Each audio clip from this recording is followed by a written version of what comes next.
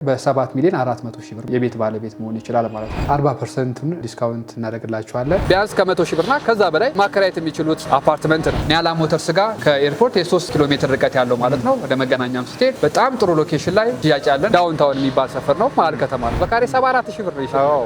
አፓርትመንቶቻችን የራሳቸው ጂምና ስፓ እንዲኖራቸው አድርገን ነዋሪዎች የትም መሄድ ሳይጠበቅባቸው እዛው ላይ እንቅስቃሴ እንዲያደርጉ ሊጠቀሟቸው የሚችሏቸው ልክ እንደ ሱፐር ማርኬቶች፣ ፋርማሲዎች አሟልተን ነው የተገነቡትም። እንደዛ ከቶታሉ 6 ሚሊዮን ብር አካባቢ ዲስካውንት አድርገንለታል ማለት ነው።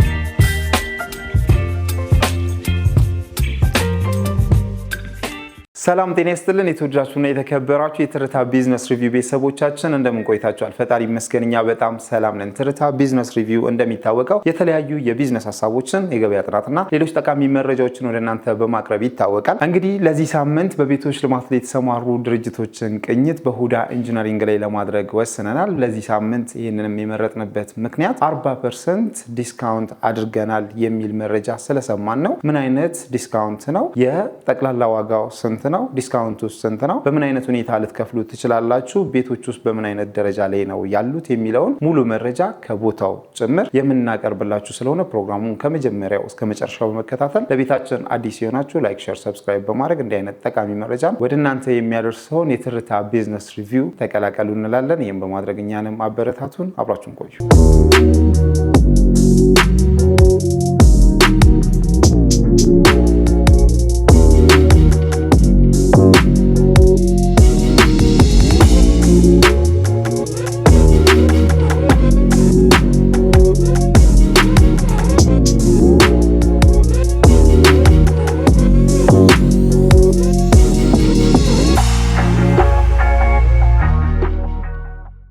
እንኳን ደህና መጣ። እንኳን ደህና ቆያችሁ። አረፈል። ቴንክ ዩ። በድጋሚ እንኳን ደህና መጣችሁ። እንኳን ደህና ቆያችሁን። እንግዲህ በትርታ ቢዝነስ ሪቪው ሚዲያችን ለቤተሰቦቻችን በሳምንት አንዴ የተለያዩ በቤቶች ልማት ላይ የተሰማሩ ድርጅቶችን እየቃኘን እናደርሳለን። ለዚህ ሳምንት ደግሞ እናንተን መርጠናል። ራስን ከማስተዋወቅ ጀመረ ድርጅታችሁ ማን ይባላል የሚለውን ብትነግረኝ። ካሳሁን እባላለሁ። የሁዳ ኢንጂነሪንግ ሪል ስቴት አድቫይዘር ነኝ። ድርጅታችን ሁዳ ሪል ስቴት ወይም ደግሞ ሁዳ ኢንጂነሪንግ ከዚህ ቀደም የተለያዩ የኮንስትራክሽን ስራዎች እንደስሙ ከምንረዳው በኢንጂነሪንግ ስራዎች ነው የምንታወቀው። የተለያዩ ግንባታዎችን ከተለያዩ ድርጅቶች ጋር በመሆን ስራ ስንሰራ ነበር። አሁን እየሰራ እንገኛለን። በተጓዳኝ ደግሞ የአርኪቴክቸራል ዲዛይን ስራዎችንም እንሰራለን። በቅርብ ጊዜ ወዲህ ደግሞ ወደ ሪል ስቴቱ ማርኬት ተቀላቅለን በዚህ በጣም በአጭር ጊዜ ውስጥ አፓርትመንቶችን ገንብተን አስረክበን ጥሩ ስምና ጥሩ ዝናን እያተረፍን እንገኛለን። በጣም ጥሩ። እንግዲህ እናንተ ወደ ሪል ስቴቱ ከመምጣታችሁ በፊት ስፔሲፊካሊ ምንድን ነበር ስትሰሩ የነበረው? በኮንስትራክሽን ዘርፍ ወይም ደግሞ በምህንድስና ስራ ላይ ነው የሚሰራው። ከዛ ውጭ ደግሞ የአርኪቴክቸራል ዲዛይን ስራዎችንም እንሰራለን። እንዲሁም ደግሞ የተለያዩ ብረቶችን ከውጭ ኢምፖርት እናደርጋለን። እነዚህ ስራዎችን ነበር ወደ ሪል ስቴት ሴክተሩ ከመቀላቀላችን በፊት ሰራ የነበረው። በጣም ጥሩ። ምን ያህል ጊዜ ሆናችሁ ማለት ነው ወደ ሪል ስቴቱ ከተቀላቀላችሁ?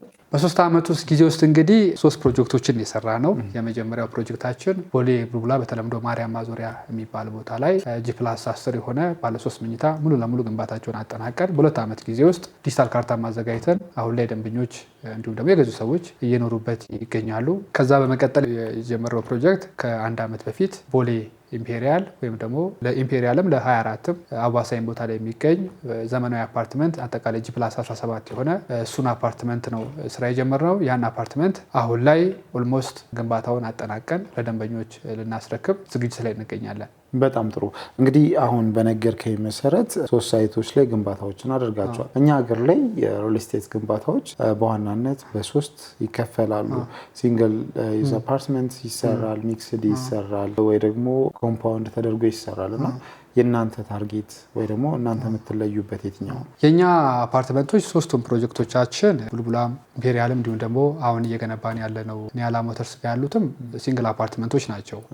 ሲንግል አፓርትመንቶች ስንል ግን ግንብ ብቻ የተገነቡ ሳይሆኑ ለነዋሪዎች የሚያስፈልጉ ፋሲሊቲዎችን በስነስርዓት የተሟሉለት ሳይቶች ናቸው። ጥሩ ላይፍ ስታይል ሊኖራቸው ተደርገው ነው የተሰሩ ያሉት። ይህ ምንድነው? በአሚኒቲ ደረጃ አፓርትመንቶቻችን የራሳቸው ጂምና ስፓ እንዲኖራቸው አድርገን ነዋሪዎች የትም መሄድ ሳይጠበቅባቸው እዛው ላይ እንቅስቃሴ እንዲያደርጉ ሌላው አፓርትመንቶቻችን ላይ እንደ ኮሜርሻል ሴንተር ሳይሆን ግን ሊጠቀሟቸው የሚችሏቸው ልክ እንደ ሱፐር ማርኬቶች፣ ፋርማሲዎች እነዚህን አሟልተን ነው አፓርትመንቱን እየገነባን ያለ ነው። የተገነቡትም እንደዛ ነው። ኦኬ በጣም ጥሩ። ምናልባት እንግዲህ ሲንግል ዩዝ አፓርትመንትን መምረጣችሁ የራሱ ምክንያት ይኖራል ብዬ ላስብ። ምንድነው ምክንያታችሁ? የኛ አፓርትመንቶች እንግዲህ ሲንግል አፓርትመንቶች የመረጥንበት ዋነኛው ምክንያት አንደኛ መጀመሪያም ስለ ድርጅታችን ሳስተዋውቅ ሜንሽን እንዳደረግኩልህ ከኮንስትራክሽን የመጣ ነው። ወደዚህ አፓርትመንትም ስንመጣ ገበያውን አጥንተን ነው። በተለይ ሰው ከትረስት ኢሹ ጋር ከመረከብና ካለማስረከብ ጋር ብዙ ችግር አለበት እና ይሄን ነገር ለመቅረፍ ብለን ነው እኛ ወደዚህ ሴክተርም አንዱም የገባንበት ምክንያት። ስንገባም ፕሮጀክቶቻችንን በጥራት በፍጥነት ቶሎ ብለን ለማስረከብ ነው አስበን እየሰራን ያለ ነው እና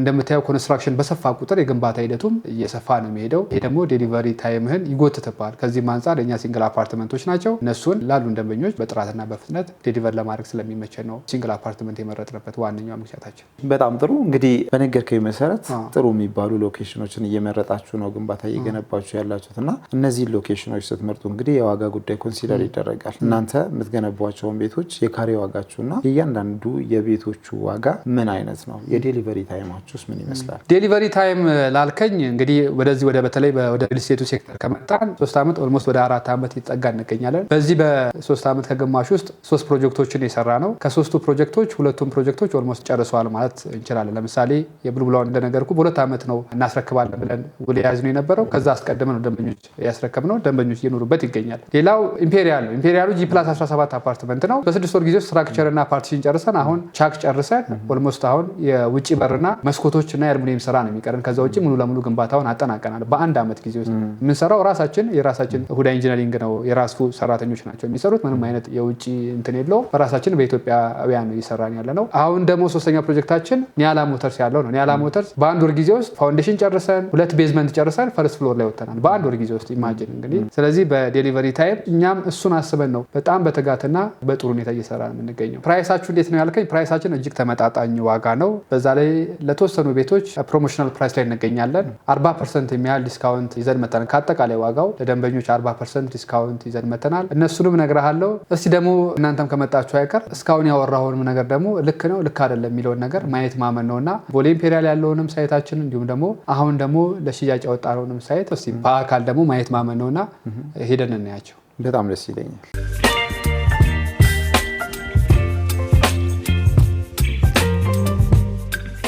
ይሄኛው እንግዲህ ሁለተኛው ፕሮጀክታችን ነው። ከቡልቡላው ቀጥሎ የገነባ ነው። የምንገኘው በነገራችን ላይ ቦሌ ኢምፔሪያል ጋር ነው። በ12 ወር ጊዜ ውስጥ ነው ሙሉ ለሙሉ ስትራክቸሩ፣ ፓርቲሽኑ፣ የቻክ ስራ ጨርሰን የሚቀረን አሁን የመስኮት ስራና የውጭ በር ስራ ነው የሚቀረን። ከዛ ውጪ ሙሉ ለሙሉ ግንባታውን ጨርሰን ለደንበኞች የምናስረክብበት ጊዜ ላይ ደርሰናል ማለት ነው። በ12 ወር ጊዜ ውስጥ ነው የገነባ ነው። ስለዚህ ይህን ግንባታ በ12 ወር ጊዜ ውስጥ ነው የጨረሳችሁት? በ12 ወር ጊዜ ውስጥ ነው እንደምታየው ግንባታውን የጨረስ ነው። አሁን የቀረን የኮመን ኤሪያ ስራዎች ነው የቀሩን። የቴራሱን እንዲሁም ደግሞ ፊት ለፊት ላይ የምታያቸውን አጠቃላይ G+17 ነው። ፈርስት ፍሎሩና እንዲሁም ደግሞ ሰከንድ ፍሎሩ ጂም እና እንዲሁም ደግሞ የሾፖች እና ኦፊሶች አሉን። እነሱን መስራት ነው። ከዛ ውጭ ግን ለደንበኞች በ12 ወር ጊዜ ውስጥ በዚህ ደረጃ ገምተን ጨርሰናል። ኦኬ በጣም ጥሩ። ስለዚህ እዚህ ጋር የገነባችሁት ይህ ግንባታ G+ ስንት ነው ማለት ነው? G+17 G+17 በ12 ወር ውስጥ ማለት ነው። ዋው በጣም ደስ ይላል። ይሄ አሁን የምናየው አንደኛ ሁለተኛ ፍሎር የምንድነው ማለት ኮሜርሻል ኤሪያ ነው። ኮሜርሻል ኤሪያ ነው። አንደኛ ሁለተኛ ፍሎሩ ኮሜርሻል ነው። ኮሜርሻል ስንል ነዋሪው የሚጠቀምበት እንደ አሚኒቲ የሚጠቀምበት እንደ ሱፐር ማርኬት እንደ ፋርማሲ ሊገለገሉበት የሚችሉ ናቸው። 2 ቤዝመንት አሉ። አንደርግራውንድ ለመኪና ማቆሚያ፣ ሃፍ ግራውንዱ ደግሞ ተጨማሪ የመኪና ማቆሚያ ነው። ግራውንዱ ፈርስት ፍሎሩና ሰከንድ ፍሎሩ ኮሜርሻል ነዋሪው የሚጠቀምበት የትም ቦታ ሳይሄድ እዚሁ ሊጠቀምባቸው የሚችላቸውን አሚኒቲዎች ነው ለደንበኞች ያዘጋጀ ነው ማለት ነው። በጣም ደስ ይላል በእውነቱ በጣም ተገርም ያለ። ውስጥ ላይ ደግሞ ገብተን ይሄ ግንባታችሁ ራሱ ምን ይመስላል የሚለው ማየት ብንችል ይቻላል። ውስጥ ላይ በምን ያህል መልኩ እንደሰራ ነው ደግሞ የውስጡን ደግሞ ገብተን ማየት እንችላለን። መግባት እንችላለን። በጣም ጥሩ። እሺ እንግዲህ ወደ ውስጥ ስንገባ እንደምታየው ለምሳሌ ይሄኛውን ብናይ 140 ካሬ ባለ 3 መኝታ አፓርትመንታችን ነው። በሰሚ ፊኒሽድ ነው የምናስረክበው። እንደምታየው በሰሚ ፊኒሽድ ኦልሞስት አልቋል። የሚቀረን የውጭ መስኮትና የውጭ በር ስራ ነው የሚቀረን። ከዛ ውጭ ግን ደንበኛው ሴራሚክ፣ የባኞ ቤት እቃ እንዲሁም ደግሞ ላይቶችን ያው የደንበኛው ኃላፊነት ነው። እኛ ግን በሰሚ ፊኒሽድ እንደምታየው በ1 ዓመት ጊዜ ውስጥ በምታየው ደረጃ ፕሮግረሶቹ እስከ 17ኛ ድረስ ተመሳሳይ ናቸው። ቀደም ውጪ ላይ እንደነገርኩ የሚቀሩን ስራ እዚህ አፓርትመንት ላይ የኮመን ስራዎች ናቸው። ኮመን ኤሪያ ስራዎች ያም ቴራስ እንዲሁም ደግሞ ከስር ያሉት የቤዝመንት እና የኦፊሶች እና የሱቆች ስራ ናቸው። እነሱም ፓርቲሽን መከፋፈል ነው። ብዙም ከባድ ስራ አይደለም። ዋናውን ስራ ግን እንደምታየው ጨርሰናል ማለት ነው። ይሄኛው 140 ካሬ ባለ 3 መኝታ ነው። እንደምታየው ሳሎኑ ለቀቅ ያለ ሳሎን ነው። ላይቱም ጥሩ ነው። ህንጻው የሚቆመው ኤል ሼፕ ላይ ስለሆነ በሁሉም ቦታ አፓርትመንቶቹ ጥሩ ላይት ያገኛሉ። በጣም ጥሩ። እንግዲህ ይሄንን ባለ 3 መኝታ ክፍሎቹ ምን ይመስላሉ የሚለውንም ደግሞ ወደ ውስጥ ገባ ብለን ማየት ነው። በጣም አሪፍ። ከዚህ ስጀምርልህ ለምሳሌ እኛ ክሎዝድ ኪችን ነው የምንጠቀመው። ይሄኛው የምናገኘው እንግዲህ ክሎዝድ ኪችን ነው። እንደምታየው ሰፋ ያለ ነው፣ ለቀቅ ያለ ነው። በስነ ስርዓት ሁሉ ነገር ማስጠቀም የሚችል ነው። በዚህ ጋር ደግሞ ክሎዝድ ኪችኑ ማስተንፈሻ አለው። እንደምታየው ወጣ ብሎ ባልከኒ ነገር አለው። ጥራጥሬም ሰው ማስጣት ይፈልግ ከሰል አንዳንድ ነገሮችን ማስቀመጥ ይፈልግ ክሎዝድ ኪችን ስለሆነ እዚህ ላይ መጠቀም ይችላሉ። ይሄን ይመስላል ክሎዝድ ኪችናችን። መኝታ ቤቶቹን ደግሞ ላሳይ። ይሄኛው ደግሞ ማስተር ቤድሩማችን ነው። እንደምታየው ማስተር ቤድሩማችንም ጥሩ ላይት ያገኛል። በዛ ጋር የሳሎኑን ባልከኒ መጠቀም አክሰስ ማድረግ ይችላል።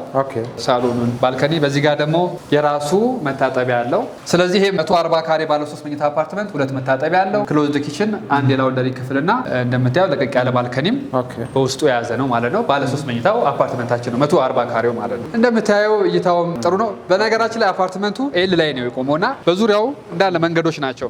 ምን ይጠቅመናል? ይሄ ከጎኑ አፓርትመንት ላይ መንገድ ሲኖር ወደፊት ይገነባል ብለህ ስጋት አይኖርም። ምክንያቱም መንገድ ታልፎ ግንባታ ስለማይኖር ማለት ነው። ከላይት አንጻር ወደፊት ይጋረዳል፣ ይሸፍናል የሚል ስጋት ደንበኛ ላይ አይፈጥርም። እንደምታየው ከፍ ሲል በተለይ ጥሩ ላይት ያገኛል። ቪውም በጣም ቆንጆ ነው የሚሆነው። ሲቲ ቪው ነው ያለው፣ ከተማውን ነው የሚያየው። በጣም ጥሩ። እንግዲህ አሁን ያለንበት እዚህኛው ሳይት ላይ ምናልባት የቀረ ስቶክ ይኖራቸዋል። የሚገርም ነገር እዚህ ስቶክ ላይ ሙሉ ለሙሉ ሶልድ አውት፣ ሙሉ ለሙሉ ሽያጭ ጨርሰናል። ቅድም እንደነገርኩ አጠቃላይ 17 ነው። እንግዲህ ሙሉ ስቶክ ጨርሰን ያው ሰው ስትገነባ ሲያየ እኛ ሰው ትልቁ ነገር እምነት ነው። ትረስት ኢሹ ካለው ብዙ ሰው አፓርትመንት መግዛት ፍላጎት አለው እና አጋጣሚ እኛ እዚህ አፓርትመንት ላይ ሙሉ ለሙሉ ስቶክ ጨርሰናል። እንግዲህ አሁን ደግሞ ሁዳ እንግዲህ ዋናው ኮንሲደር ከሚያደርጋቸው ነገሮች አንዱ ሎኬሽን ነው። ኒያላ ሞተርስ ጋር ከኤርፖርት የ3 ኪሎ ሜትር ርቀት ያለው ማለት ነው። ወደ መገናኛም ስትሄድ በጣም ጥሩ ሎኬሽን ላይ አሳይሃለሁ። አሁን እዛ ላይ አዲስ ግንባታ ጀምረን ሽያጭ ያለን እዛ ላይ ነው አሁን ላይ እንጂ ይሄኛውን ሙሉ ለሙሉ ሶልድ አውት። በዚህና ገንብታችሁ የጨረሳችሁት ፕሮጀክት እና እዛ ጋር እየገነባችሁት ባላችሁት ፕሮጀክት መካከል ያለው ልዩነት ምንድን ነው? ልዩነት ብዙም የለውም የሎኬሽን መለያየት ካልሆነ በስተቀር። ያኛውም ጂ+17 ተመሳሳይ 2 ቤዝመንት ነው ያለው። አሬንጅመንታቸውም እዚህኛው ላይ 1 ቤድሩም አለን፣ እዛኛው ላይ ግን 2 ቤድሩም እና 3 ቤድሩም ነው። ከዛ ውጪ ሁለቱም ላይ የምንጠቀመው ፖስቴሽን ቴክኖሎጂ ነው የተጠቀመው። እዚህ ላይም ግንባታችን በጣም እንድንፈጥን ያደረገን ይህን ቴክኖሎጂ በመጠቀማችን ነው። ተመሳሳይ እዛኛውም ላይ ተመሳሳይ ፖስቴሽን ቴክኖሎጂ ነው የምንጠቀመው። ፖስቴሽን ቴክኖሎጂ የሚጠቅመን ምንድነው? በአንድ ወር ጊዜ ውስጥ 3-4 ስላቦችን እንድንሞላ ያደርገናል። ከዛም በበለጠ ደግሞ ብዙ ኮለን እንዳይኖሩ አፓርትመንቱ ያደርጋል። ኮንክሪቱን ጠበቅ አድርጎ አፓርትመንቱ ምንም አይነት ክራክ እንዳይኖሩ ያደርጋል ፖስቴሽን ቴክኖሎጂ ማለት ነው። እና ግንባታው በተመሳሳይ ይሄን በ12 ወር ጊዜ ውስጥ ነው ብያለው እዚህ ደረስ ነው። ተመሳሳይ በአንድ ወር ጊዜ ውስጥ አሁን ያለነው ፕሮጀክት ደግሞ ብታየው መሬት ወተን ሁለተኛ ቤዝመንት ላይ ነው የምንገኝ። ሁለተኛ ቤዝመንት እንደውም ጨርሰን አሁን ወደ ፈርስት ፍሎር እየመጣን ያለ ነው። እዚህ ላይ ትንሽ እንደ ኮሜንቶች የነበሩት 2 ቤድሩሞች አነሱ የሚል ነበረ። እዚህ ላይ 1 ቤድሩም ስላስገባን እዛኛው ፕሮጀክት ላይ ሁሉንም 2 ቤድሩም እና 3 ቤድሩም ነው ያደረግነው። 1 ቤድሩም አስወጣን። ሌላው ልዩነት ይዘን የመጣ ነው እዚህ አዲሱ ሳይታችን ላይ ለደንበኞች 40% ዲስካውንት ይዘን መተናል። እንዲሁም ደግሞ ደንበኞች ፍሌክሲብል ሆነን ጥሩ የሆነ የአከፋፈል ሂደትም ነው ይዘን የመጣ ነውና ምናልባት የሚመች ከሆነ ሳይቱን ባስጎበኝ ደስ ይለኛል። በጣም ጥሩ። እሺ መሄድ እንችላለን።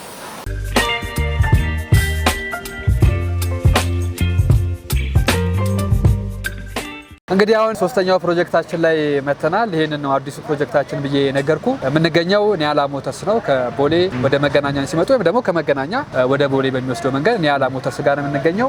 በአንድ ወር ጊዜ ውስጥ ነው በሚገርም ሁኔታ ፋውንዴሽኑን ጨርሰን 2 ቤዝመንት ጨርሰን አሁን ግራውንድ ላይ ደርሰናል ማለት በአንድ ወር ጊዜ ውስጥ ግንባታው ጥሩ እየተሰራ ይገኛል። ይሄን ይመስላል ሶስተኛው ፕሮጀክታችን። በጣም ጥሩ። እንግዲህ አሁን ያለንበት ይሄ የኒያላ ሞተርስ ሳይታችሁ በአንድ ወር ጊዜ ውስጥ ነው አንደኛ ፍሎር ላይ ደረሳችሁ። ልክ ነው። በጣም ጥሩ።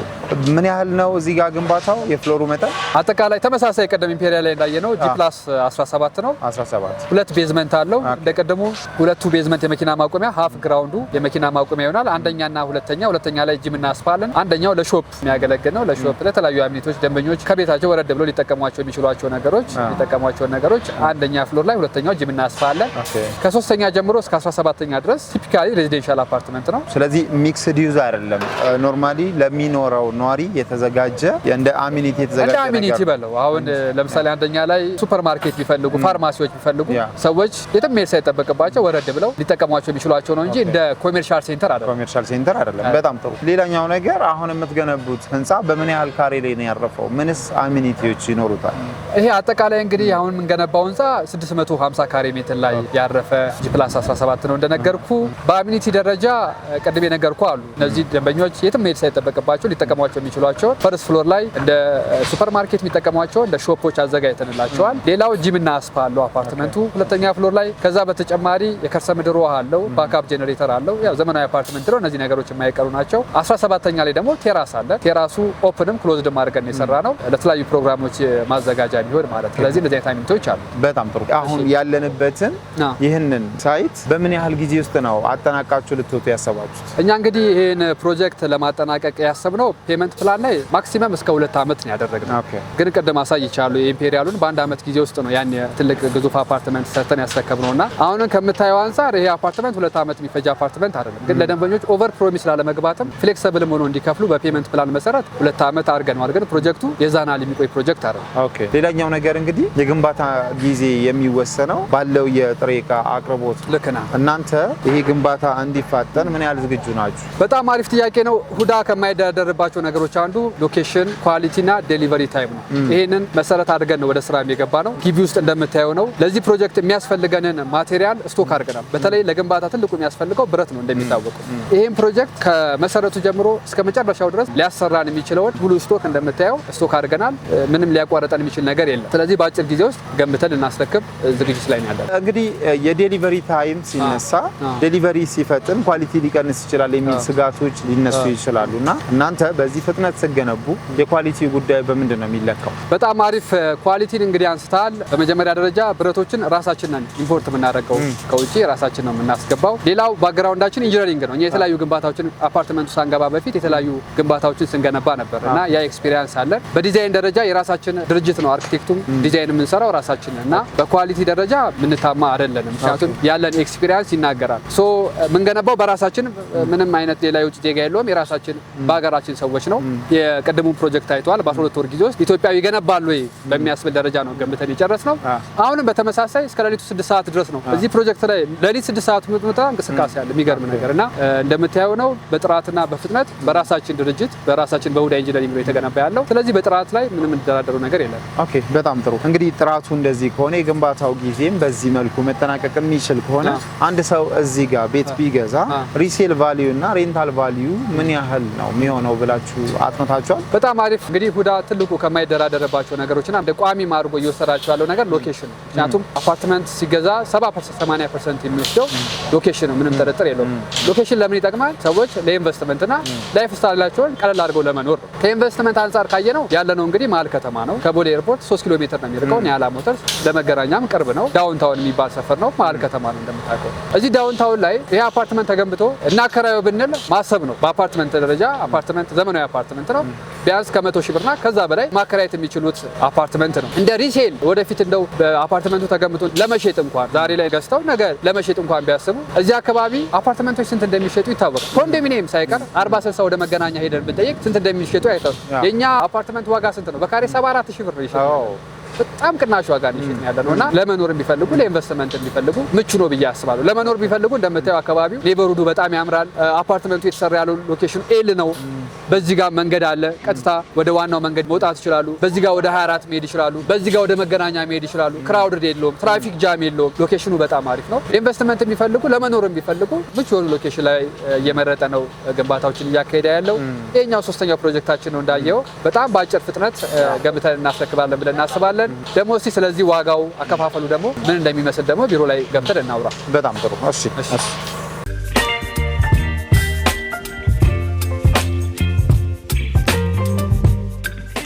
እንዴት አየው ሳይቱን?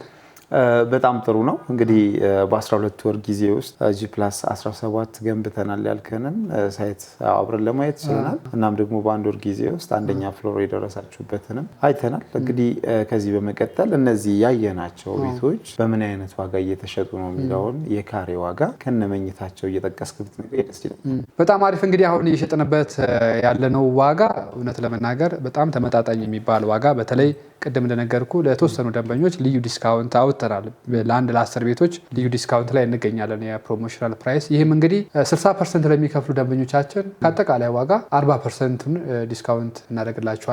ቤቶቻችን የካሬ አማራጮች ባለ 2 እና ባለ 3 መኝታ አፓርትመንቶች ናቸው። ባለ 2 መኝቶች አፓርትመንቶቻችን 100 ካሬ፣ 105 ካሬ፣ ባለ 3 መኝታው ደግሞ 135 ካሬ፣ 140 ካሬ እና 160 ካሬ። እነዚህ ሶስቱ ባለ 3 መኝታ ናቸው፣ ሁለቱ ደግሞ ባለ 2 መኝታ ናቸው። የካሬ ዋጋችን መደበኛው የካሬ ዋጋችን በካሬ 124800 ብር ነው። ግን እኛ ምንድነው ካሽ ለሚከፍል ደንበኛ ሙሉ ካሽ 100% ለሚከፍል ደንበኛ ወይም ደግሞ ቅድም እንደነገርኩ በዛ በጠቀስኩት ዋጋ 60% ለሚከፍል ደንበኛ እኛ 40%ን ዲስካውንት እናደርጋለን። ወይም ደግሞ 100% ለሚከፍሉ ደንበኞች በካሬ 74,000 ብር ብቻ እንዲከፍሉ እያደረግን እንገኛለን። ኦኬ፣ በጣም ጥሩ። እንግዲህ ከ60% ጀምሮ ለሚከፍሉ የ40% ዲስካውንት እናደርጋለን ብለኛል።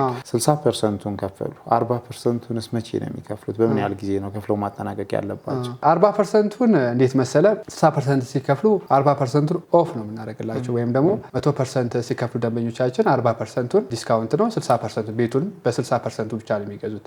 ይህ ማለት ለምሳሌ በካሬ ዋጋ ስናየው መደበኛ የካሬ ዋጋችን 124800 ብር ነው። በዚህ ዲስካውንት 60% ሲከፍሉ ግን 40%ን ኦፍ እናደርግላቸዋለን ብያለሁ። የካሬ ዋጋው ስንት ይሆናል ማለት ነው? 74000 ብር ማለት ነው። ስለዚህ አንድ ደንበኛ በ74000 ብር ብቻ ባለ 2 መኝታ አፓርትመንትን የግሉ ማድረግ ይችላል። እሺ፣ እንግዲህ እንደዚህ ከሆነ ያው 40%ቱ ተነስቶ 60%ቱ የሚቀረው የገንዘብ መጠን እንደየመኝታ ክፍሉ እንዴት ነው ምን ያህል ነው የሚለውን ብትነግረኝ። ለምሳሌ መደበኛው የኛ የካሬ ዋጋችን በካሬ 124800 ብር ነው ብያለሁ። ካሽ ለሚከፍል ወይም ደግሞ ሙሉ ካሽ ለሚከፍል ደንበኛ ደግሞ በካሬ 74000 ብር ነው። የቤቶቻችን የካሬ አማራጮች ባለ 2 መኝታ 100 ካሬ ለምሳሌ 100 ካሬው አጠቃላይ ዋጋ መደበኛ ዋጋችን 12,400,000 ብር ይመጣል፣ ቶታል ፕራይሱ ማለት ነው። በዲስካውንቱ ሲገዛ ግን በ7,400,000 ብር ማለት ነው። ወደ 5 ሚሊዮን ብር አካባቢ ኦፍ ይሆንለታል ማለት ነው። ለምሳሌ ባለ 3 መኝታው 135 ካሬ ትንሹ ዝቅተኛው አፓርትመንታችን አጠቃላይ ዋጋው 16,800,000 ብር ይመጣል በመደበኛ ዋጋችን። በዲስካውንቱ ግን አንድ ደንበኛ ቢገዛ በ10 ሚሊዮን 100,000 ብር የቤት ባለቤት መሆን ይችላል ማለት ነው። ይህ ማለት ከቶታሉ 6 ሚሊዮን ብር አካባቢ ዲስካውንት አድርገንለታል ማለት ነው። በጣም ጥሩ። እንግዲህ ይሄ አሁን ጠቅላላ ክፍያውን በአንዴ መክፈል ለሚችል ሰው ነው። ምናልባት ደግሞ በፕሮግረስ አሁን እጁ ላይ ያለውን ገንዘብ ኢንቨስት ማድረግ ለሚፈልግ ያከፋፈል ዘዴያችሁ እንዴት ነው? ሁለት አይነት የፔመንት ፕላኖች ናቸው ያሉን። አንደኛው ፕሮግረስ ቤዝድ ነው፣ አንደኛው ደግሞ ታይም ቤዝድ ነው። ፕሮግረስ ቤዝዱ ደንበኛው የግንባታ ሂደቱን እያየ ቅድመ ክፍያው 15% ነው፣ ቀሪውን በግንባታው ሂደት መሰረት መክፈል ይችላል። ሁለተኛው ደግሞ አሁን እንደነገርኩ የኛ ሳይት ግንባታው እንዳየው ነው፣ በፍጥነት ነው እየገነባን የምንገኘው እና አይ ከእናንተ ግንባታ እኩል ላልሄድ ይችላለሁ የኔ ያከፋፈል የሚል ደንበኛ ደግሞ ካለ ቅድመ ክፍያችን ተመሳሳይ 15% ይሆንና ቀሪውን በየ3 ወር በፔመንት ፕላኑ መሰረት መክፈል ይችላል። ስለዚህ ሁለት አይነት የፔመንት ፕላኖች ናቸው ያሉን ከካሹ ውጪ ማለት ነው። በጣም ጥሩ። አሁን የነገርከኝ መደበኛውን የክፍያ መጠንና ሌላኛው ደግሞ 100% ለሚከፍል ሰው የተደረገ ዲስካውንት ነው። እንግዲህ በዚህ መሀል ሰው እንደየአቅሙ ሊከፍል ይችላል። ምን አይነት የዲስካውንት አማራጭ አላችሁ? የተለያዩ ዲስካውንት አማራጮች አሉ። ደንበኞች ከ25% ጀምሮ ሲከፍሉ ከ5% ጀምሮ እስከ 100% ሲከፍሉ እንደ አከፋፈላቸው የተለያዩ ዲስካውንት ኦፈሮች አዘጋጅተንላቸዋል። ይህንን አሁን የነገርከኝን ዋጋ በመጠቀም ሰው ቤት ለመግዛት ቢወስን በምን አይነት ሁኔታ ነው ከእናንተ ጋር ኮሚኒኬት ማድረግ የሚችለው? የመጀመሪያው ነገር እንግዲህ እዚሁ ስክሪናችሁ ላይ ስልካችንን እናስቀምጣለን። በዚህ ስልክ በዋትስአፕ በቴሌግራም እንዲሁም ደግሞ ቀጥታ በመደወል እኛን ማግኘት ይችላሉ። አሊያም ደግሞ ቢሮአችን ቦሌ የሚገኘው በአካልም ቦሌ በመምጣት እኛን ሊያገኙን ይችላሉ። በጣም ጥሩ። ምናልባት በውጭ ሀገር ለሚኖሩ አዲስ አበባ ውስጥ ለሌሉ በምን አይነት ሁኔታ ነው ከውጭ ወይ ደግሞ ከክፍለ ሀገር ሆኖ መግዛት የሚቻል? እኛ ጋር እንግዲህ እንደነገርኩ በምናስቀምጠው ስልክ ዳይሬክት እኛንም ኮንታክት ማድረግ ይችላሉ። ውጭ ሀገር የሚኖሩ ዲያስፖራዎች እዚህ ወኪል ካላቸው ወኪሎቻቸውን በመላክ እኛ ልናስተናግድላቸው እንችላለን። እዚህ ባይኖራቸውም ግን በራሳችን ሙሉ ወጪ በተለይ በዲኤችኤል አግሪመንታቸውን ልንልክላቸው እንችላለን። ስለዚህ የትኛውንም ጥያቄና ኢንፎርሜሽን ካላቸው እንደነገርኩ በምናስቀምጠው ስልክ ኮንታክት በማድረግ መረጃዎችን ሊያገኙ ይችላሉ እኛ ጋር። እሺ፣ እንግዲህ በጣም ሰፊ ሰዓት ወስደን ያለምንም መከልከል አንተም ሀሳብህን እየሰጠህን ነበር። ሙሉ መረጃ አግኝተናል ብለን እናስባለን። ምናልባትም እንግዲህ እኛ የጠየቅነው ጥያቄ በቂ ሆኖ ካልተገኘ ቤተሰቦቻችን በተቀመጠው ስልክ ቁጥር ደውለው ሊያገኟችሁ ስለሚችሉ እኛ ፕሮግራማችንን በዚሁ እናጠቃል። ለነበረን ቆይታ ከልብ እናመሰግናለን። በጣም አመሰግናለሁ። መልካም ጊዜ።